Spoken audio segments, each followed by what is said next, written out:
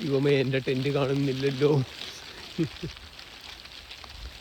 എന്തായാലും മഴ നനഞ്ഞ് കിടക്കുക. എന്നാൽ പിന്നെ ഉറക്കം വന്നിട്ടില്ല. ഉറക്കത്തിൽ നിന്ന് എഴുന്നേറ്റ് വന്നതാണ്. നേരം എടുത്തിട്ടേ ഉള്ളൂ.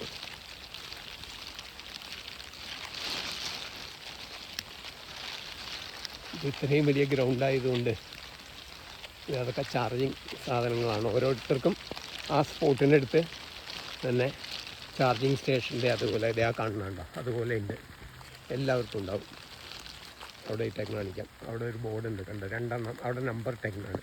ഇത് പറ്റുന്ന വേക്കൻ്റ് ആയിട്ടുള്ളവർക്ക് അവിടെ ഇടാം. ദൈവമേ, കുറേ വഴിയുണ്ട്. ഇതുപോലെ രാവിലെ ആയതുകൊണ്ട്, മഴ ആയതുകൊണ്ട് ആരും പുറത്തിറങ്ങാത്തതുകൊണ്ട് ഇങ്ങനെ ഒരു ഗുണമുണ്ടായി. നമുക്ക് ഏതായാലും ഇത്തിരി ധൈര്യപൂർവ്വം വീഡിയോ എടുക്കാൻ പറ്റും. അല്ലെങ്കിൽ ആളുകളുണ്ടെങ്കിൽ വീഡിയോ ഒന്നും നടക്കില്ലല്ലോ. ഉത്സവപ്പറമ്പാണ്. ഉത്സവപ്പറമ്പും അല്ല, തൃശ്ശൂർ പൂരം നഗരി പോലെയാണ്. ഇപ്പം എങ്ങോട്ടാണോ ഞാൻ പോകുന്നത്? ഇത് ഇതിലെ പോയി പുറത്തേക്ക് ഇറങ്ങാൻ വഴി എന്താ അറിയാം, എന്നിട്ട് കണ്ടുപിടിച്ചെടുക്കാം.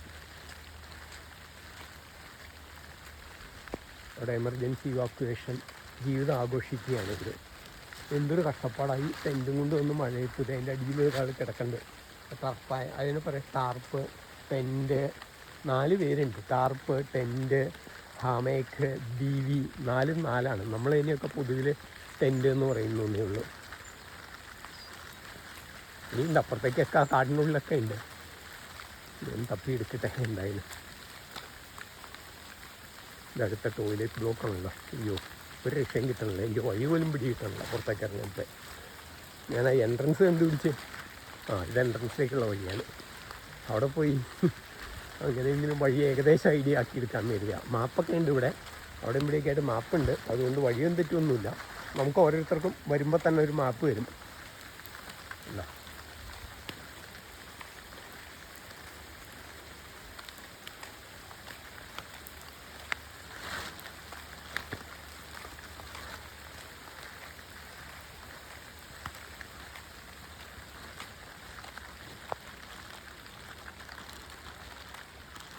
സൈക്കിളിൽ ലോകം ചുറ്റുന്നവർ.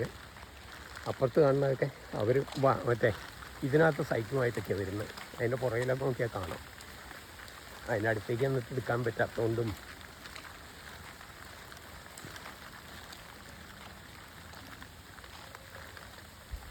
എനിക്ക് വീട്ടിലേക്കുള്ള വഴി കിട്ടി. ഇത് കണ്ടപ്പോൾ ഇത് ടോയ്ലറ്റ് ബ്ലോക്കാണ്. കുറേ ഉണ്ട് ഇതുപോലത്തെ ടോയ്ലറ്റ് ബ്ലോക്കുകൾ തന്നെ അവിടെ ഇവിടെയൊക്കെ ആയിട്ട്. വാഷിംഗ് മെഷീൻ വരെയുണ്ട്.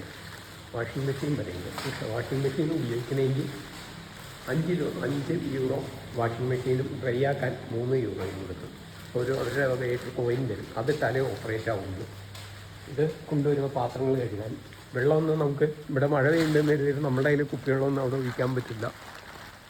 എന്നിട്ട് എന്ത് കൂടാണ്ട് ഈ ചെറിയ കോട്ടേജുകൾ പോലെയാണെന്ന് ഇതിനും ചെറിയ ഫീസുണ്ട്. ചെറുതല്ല, ഇതിന് ഫീസ് അധികമാണ്. മറ്റേതിന് 2000 രൂപ. ഭാര്യയുടെ അതെൻ്റെ ഉടുപ്പാണ് നനഞ്ഞ് കിടക്കുന്നത്. സാരമില്ല. ഇവിടെ ടെൻ്റടിച്ചാറൊക്കെ ഇവിടെ വന്നില്ല. രാത്രി ഞാൻ വരുമ്പോൾ ആരും ഉണ്ടായിരുന്നില്ല. വേഗണ്ടോ, ഇത് മുമ്പ് തന്നെയാണ്.